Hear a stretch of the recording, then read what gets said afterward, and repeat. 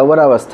ఈ యవనావస్థని వర్ణిస్తూ భగవత్పాదులు చాలా చక్కగా చెప్తారు. ఈ శ్లోకాన్ని చూడండి.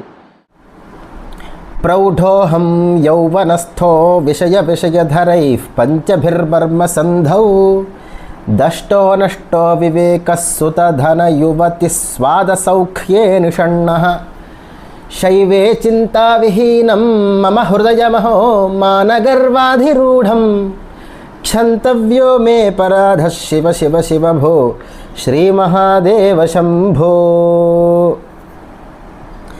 అంటే యవ్వన చాపల్యము అనేటువంటిది ఎటువంటి ప్రమాదాలకు దారి తీస్తుంది, అది ఎటువంటి దశ అనేటువంటి దాన్ని వర్ణిస్తున్నారు. యవ్వన దశలో శరీరము దృఢంగా ఉంటుంది, కట్టుదిట్టంగా ఉంటుంది, బాగుంటుంది. ఆ సమయంలో జ్ఞానేంద్రియాలు ఉన్నాయే, 5 సర్పములు 5 పాముల్లాగా ఉన్నాయి. ఈ యొక్క అవస్థలో, యవ్వన అవస్థలో ఉపభోగాల్ని విషయధరై అంటే అదే ఉపభోగాల్ని కోరుటకు, వాటిని తీర్చుకోవడానికి ఈ పంచజ్ఞానేంద్రియాలు చాలా ఉరుకుతూ ఉంటాయి దిట్టంగా. దష్టో నష్టో వివేక, మన వివేకం చెడిపోతుంది. అంటే ఈ జ్ఞానము అనేటువంటిది పోయి వివేకం అనేటువంటిది చెడి అవివేకము అనేటువంటిది ఏర్పడుతుంది. ఏంటి, ఈ సర్పాలు అక్కడికి వెళ్ళి కాటు వేస్తాయట ఆ జ్ఞానేంద్రియాల మీద. కాటు వేయడం ద్వారా అవి పైకి లేస్తాయి, బొసకొడతాయి. బొసకొట్టడం ద్వారా కోరికలకి ప్రేరేపణ జరుగుతుంది.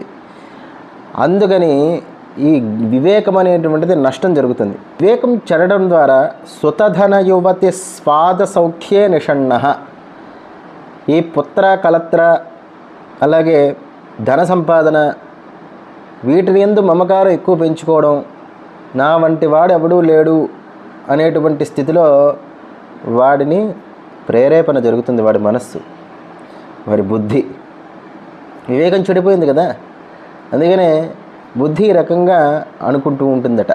దానివల్ల ఏమవుతుంది, శైవే చింతావిహీనం మమ హృదయమహో మానగర్వాధిరూఢం.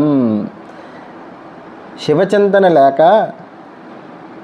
నా హృదయం, నా బుద్ధి అన్నీ కూడా మానగర్వాధిరూఢం, ఇవన్నీ కూడా కప్పేస్తాయంట హృదయాన్ని. అలా హృదయాన్ని కప్పడం వల్ల శైవే చింతావిహీనం, శివచింతన లేక నా హృదయం ఈ రకంగా ఈ అవస్థలు లోలైంది. శివ క్షంతవ్యో మే పరాధ శివ శివ.